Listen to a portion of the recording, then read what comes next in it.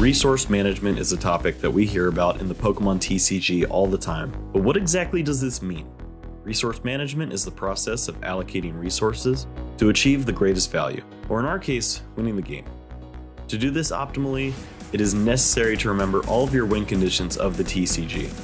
Take all of your prize cards, leave your opponent with no remaining Pokémon in play, or decking the opponent out.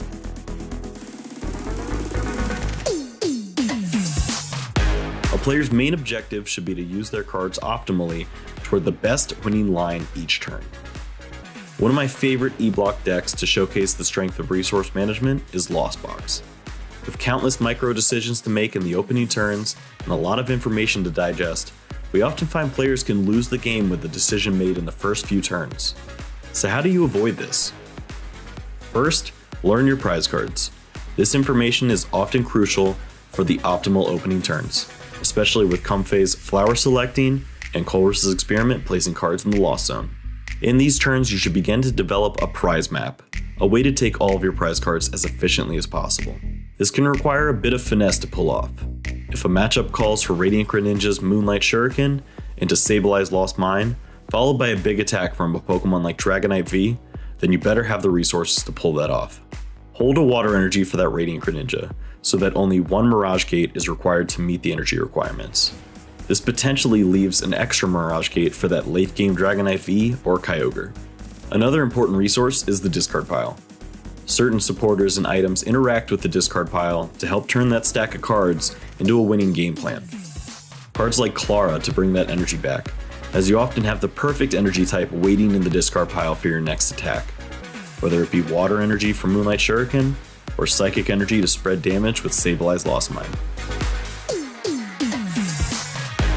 Kyogre's Aqua Storm attack requires all of the resource management tools to join forces on the route to victory, in a beautiful combination that often includes emptying your own deck of cards, refilling with many energies, accelerating energies for the attack cost, and of course a clear prize map. Aqua Storm is nearing the apex of resource management. Let's take a look at how some of the best in the world use resource management skills to blaze a path to victory. In the top 4 of the 2023 European International Championships, Pablo Meza faced off against Tord Reklev in a battle for the ages.